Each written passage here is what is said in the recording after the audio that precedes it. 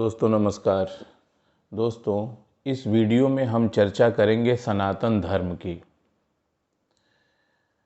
सनातन धर्म की महानता की, सनातन धर्म के वैज्ञानिकता की और किस तरह से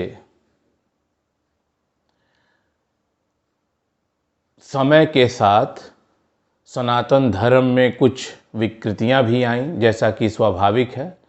यह सबसे पुराना धर्म है और किस तरीके से जातिवाद का प्रभाव सनातन धर्म को बहुत अधिक नुकसान पहुंचाया और किस तरीके से जो हमारे प्राचीन धर्म ग्रंथ हैं उसमें कुछ आउट ऑफ कंटेक्स्ट चीज़ें जुड़ गईं। जैसे कि वाल्मीकि रामायण में एक जगह गौतम बुद्ध का प्रसंग आ जाता है। इसी तरह से वाल्मीकि रामायण में एक जगह शंभू की कथा आ जाती है। तो इस तरीके से कुछ विवादास्पद चीज़ें भी जुड़ती गईं। तो इन सबको मिला के हम एक आकलन करेंगे कि सनातन धर्म का आगे क्या भविष्य है और हम इसमें क्या सुधार कर सकते हैं और हमें क्या करना चाहिए कि जिससे हमारा ये सनातन धर्म हमेशा प्रासंगिक बना रहे और जो इसमें भेदभाव है उसको समाप्त किया जा सके। तो मित्रों, सनातन धर्म जैसा कि आप समझते हैं, आप सब लोग जानते हैं कि यह विश्व का सबसे प्राचीन धर्म है। सनातन धर्म का इतिहास 5000 साल से भी अधिक पुराना है। ऐसा बताया जाता है कि महाभारत लगभग 5000 वर्ष पूर्व हुआ था और उससे पहले भी कथाएं मौजूद हैं। तो सनातन धर्म आज की डेट में, आज की तिथि में उपस्थित जितने भी दूसरे धर्म हैं उन सबसे अधिक वैज्ञानिक धर्म है। ऐसा मैं इसलिए कह रहा हूं कि अगर आप देखें 5000 साल 7000 साल पहले जो हमारी किताबें लिखी गई हैं उसमें ये बताया गया है कि पृथ्वी गोल है और पृथ्वी सूर्य के चारों ओर चक्कर लगाती है। और यहाँ यही नहीं, उन्होंने, हमारे जो ऋषि मुनि थे, उन्होंने ग्रह नक्षत्रों की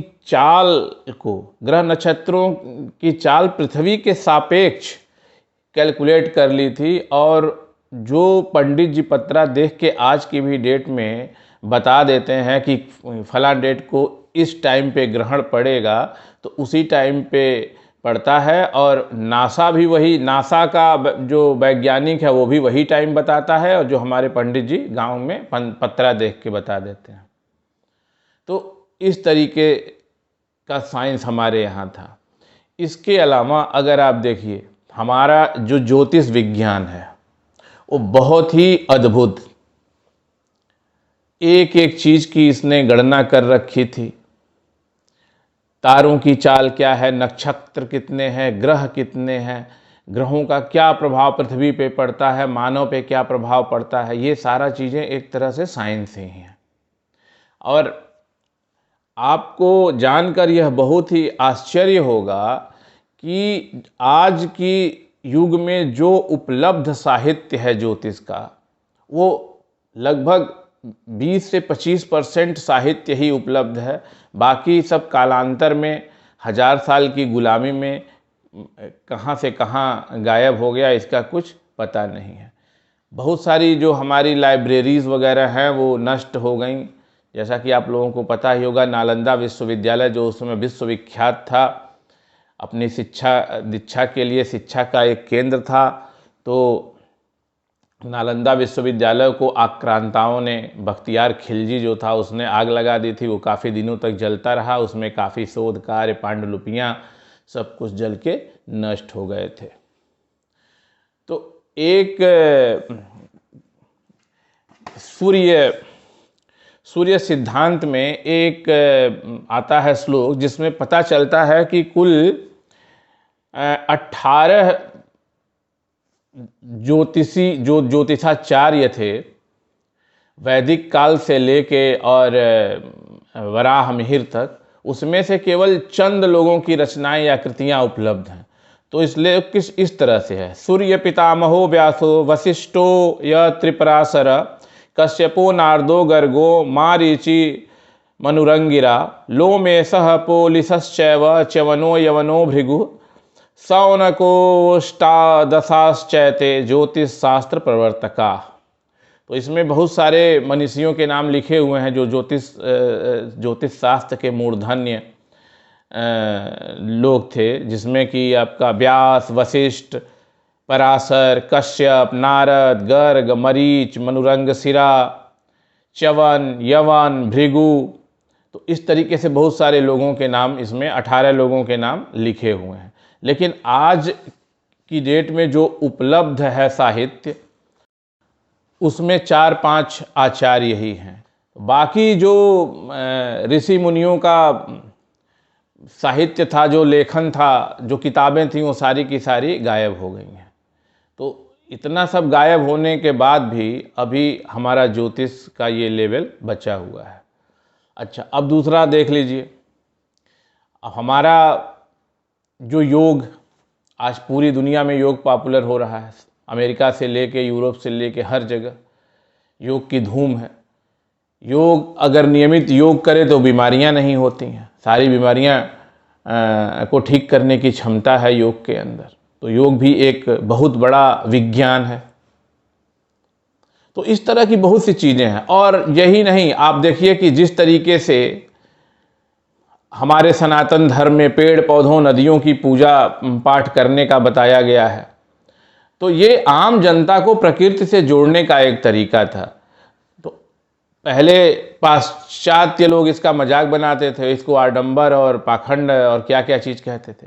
आज की डेट में देखिए जिस तरीके से पर्यावरण की छेड़छाड़ होने लगी है, तो लोग जब उस चीज़ों को कनेक्ट कर रहे हैं, तब उनको इसका महत्व पता चल रहा है। और आगे आने वाले समय में मुझे लगता है कि पेड़ पौधों की पूजा पूरी दुनिया करेगी, नदियों की पूजा पूरी दुनिया करने लगेगी। अब आप देखिए हमारे सनातन धर्म की महत्ता, जो बात हमारे ऋषि मुनियों ने हजारों साल पहले बता दी थी, और चंद 100 सालों पहले गैलीलियो को इस बात के लिए फांसी दे दी गई कि उसने यह बता दिया कि पृथ्वी सूर्य के चारों ओर चक्कर लगाती है। तो इतना प्राचीन होने के बावजूद भी हमारे जो धर्म ग्रंथ हैं, हमारा जो साहित्य है, वो बहुत ही प्रासंगिक है, वो साइंटिफिक है। जितने भी अब्राहमिक रिलीजन हैं, उन सब के अनुसार पृथ्वी जो है चपटी है। मित्रों, इसके अलावा जो हमारे सनातन धर्म की खास बात है कि यह एक किताबी धर्म नहीं है कि सारे रूल रेगुलेशन एक किताब में लिख दिए गए। तो ये जीवन जीने की एक शैली है। ये ओवर पीरियड ऑफ टाइम, समय के साथ एक क्रमिक विकास में उभर कर आया है। इसमें ऐसा नहीं है कि 10,000 साल पहले कोई बात लिख दी गई थी और उसको लोग आज तक ढो रहे हैं, और यही कारण है कि ये अभी तक बना हुआ है। तो अभी भी हिंदू धर्म में वो गुंजाइश रहती है कि हम इसमें कुछ नई बातें, नई अच्छी बातें ऐड कर सकते हैं, इसमें जोड़ सकते हैं। इसमें हमेशा जोड़ने की गुंजाइश है, इसकी आलोचना की जा सकती है। ऐसा नहीं है कि हमारे यहाँ किसी भी चीज़, किसी कुरीति की आलोचना करने की आज़ादी नहीं है। जब भगवान ने अर्जुन को गीता का उपदेश दिया, तो सारा गीता का उपदेश सुनाने के बाद अंत में उन्होंने अर्जुन को भी यही कहा कि भाई मैंने सब कुछ आपको बता दिया, लेकिन अब तुम्हारी इच्छा है कि तुम्हें क्या करना है। तुम्हें युद्ध करना है तो युद्ध करो, नहीं करना है तो युद्ध नहीं भी कर सकते। तो यहाँ पे कोई चीज़ हम थोपते नहीं हैं। तो ये सनातन धर्म की सबसे बड़ी खूबी है। लेकिन दोस्तों, स्वाभाविक है कि जो धर्म इतना पुराना है, तो उसमें समय के साथ साथ कुछ बातें ऐसी जुड़ जाती हैं कि जो कुरीति का काम करने लगती हैं। तो जिस चीज़ ने हमारे धर्म को सबसे अधिक नुकसान पहुंचाया, हमारे सनातन धर्म को सबसे अधिक नुकसान पहुंचाया है, वो वर्ण व्यवस्था का जो ह्रास होकर जाति पाति में बंट जाना है, और ख़ासकर उसमें छुआछूत का एक एंगल जुड़ जाना, उसने हमारे धर्म को, हमारे सनातन धर्म को सबसे अधिक नुकसान पहुंचाया है। और इसी कारण हम 1000 साल गुलामी हमारे देश को झेलनी पड़ गई। क्योंकि हुआ क्या कि जैसे जैसे देश जाति पाति में बढ़ता गया, फिर मार्शल रेस और नॉन मार्शल रेस, दुनिया भर की चीज़ें जुड़ती गईं। फिर जो संस्कृत भाषा सबको जोड़ती थी, वो संस्कृत भाषा एक संभ्रांत वर्ग की भाषा होके रह गई, और पूरा भारत जो है, जो पहले संस्कृत के वजह से जो यूनाइटेड था, वो टुकड़ों में बढ़ता चला गया। और विदेशी आक्रांताओं को मौका मिला और उन्होंने आक्रमण किया, और आज हमारा देश पिछले 1000 साल से जो सभ्यता अफगानिस्तान से लेके और कंबोडिया तक थी, आज देखिए धीरे धीरे अफगानिस्तान निकल गया, फिर इधर बांग्लादेश, पाकिस्तान, धीरे धीरे भारत बढ़ता चला जा रहा है। तो ये हमारे लिए एक चिंता का विषय है, और इस बंटवारे का यही मूलभूत कारण यही है कि हम सनातन धर्मी आपस में ही जाति पाति से बंट गए। इसके अलावा मित्रों, जो हमारी धार्मिक किताबें हैं, समय के साथ साथ क्या हुआ कि उसमें कुछ ऐसी चीज़ें जुड़ती चली गईं कि जो आज की डेट में प्रासंगिक नहीं है, और जो हिंदू समाज को बांटने का काम कर रही हैं।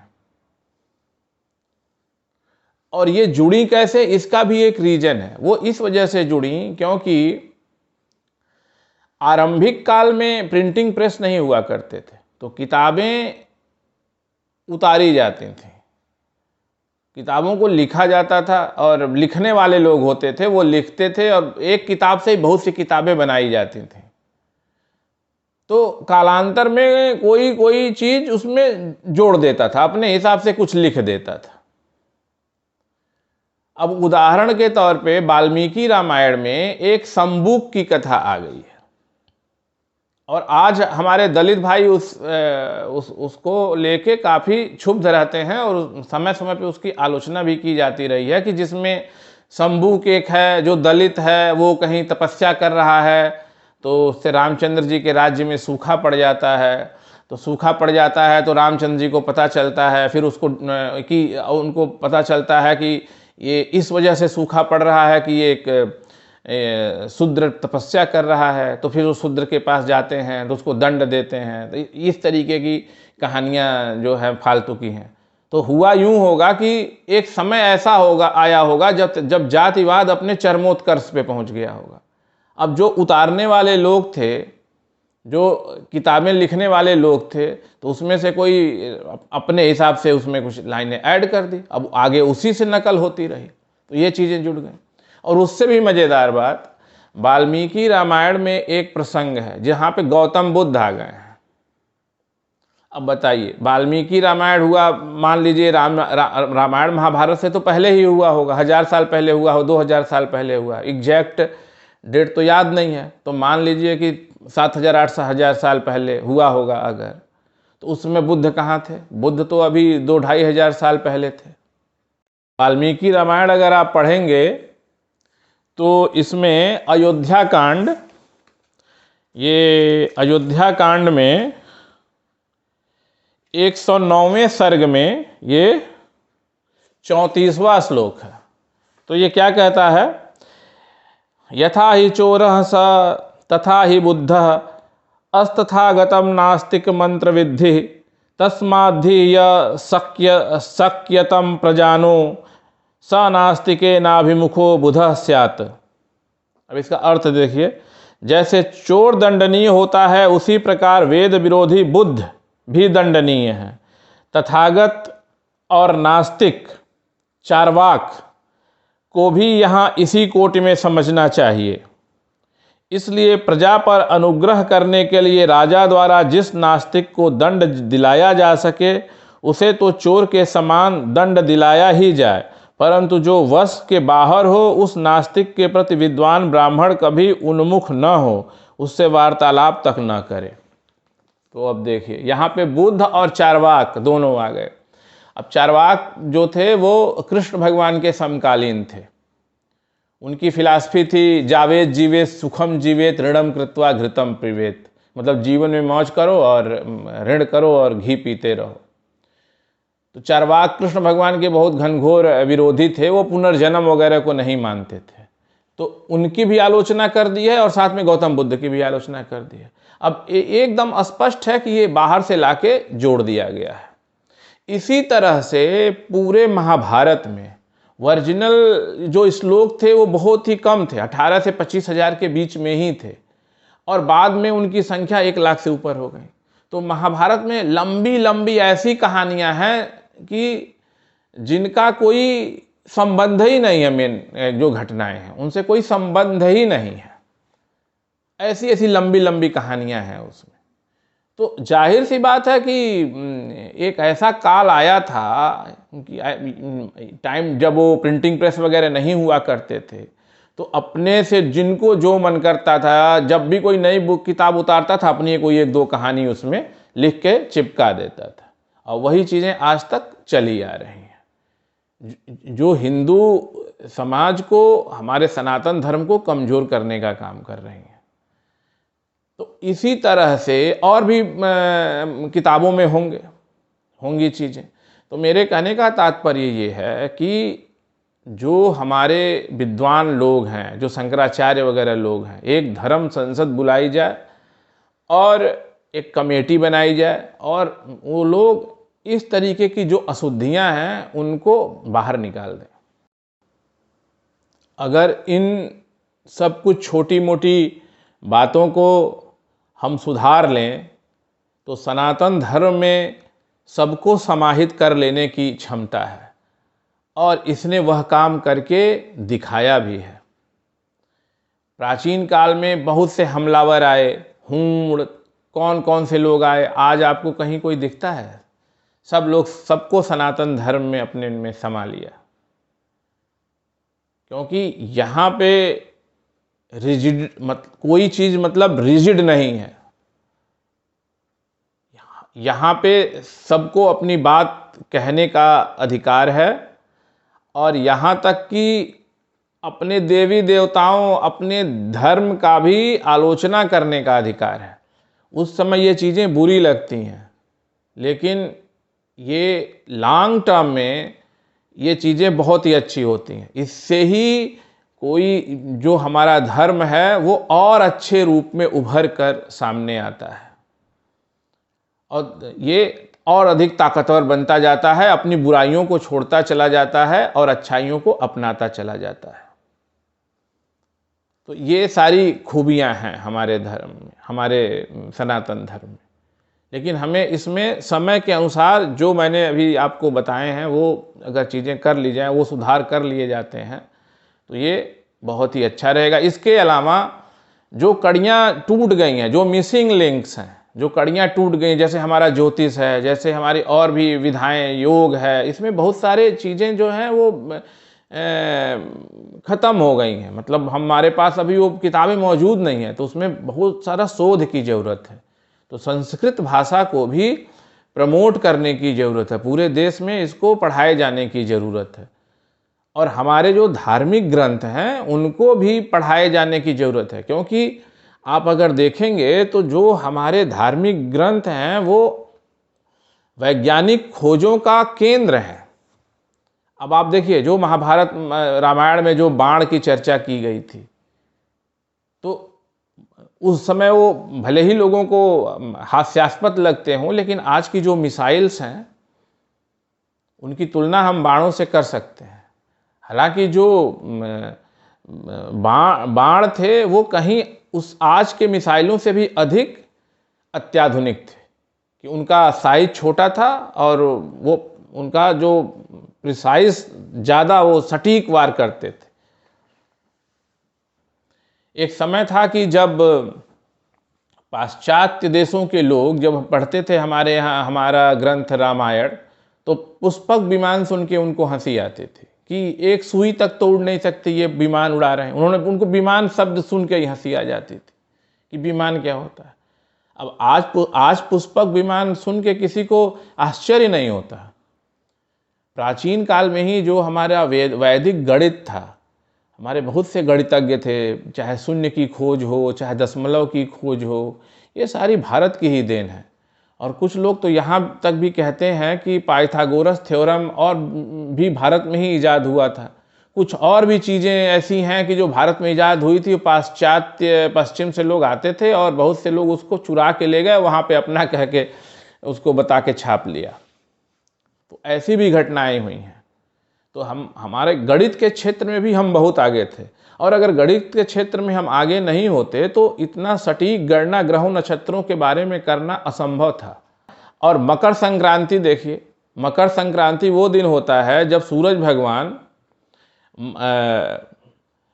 मकर रेखा से हटते हैं, कर्क रेखा की तरफ बढ़ने लगते हैं। और वो जो तिथि है वो हर साल 14 और 15 जनवरी को ही पड़ती है। बाकी हिंदी का महीना इधर उधर होता रहता है, लेकिन वो पर्टिकुलर तिथि उसी 14-15 जनवरी को ही हर साल पड़ती है। तो इस चर्चा का मकसद ये नहीं है कि दूसरे धर्मों को बुरा बताया जाए, सब धर्म बहुत अच्छे हैं।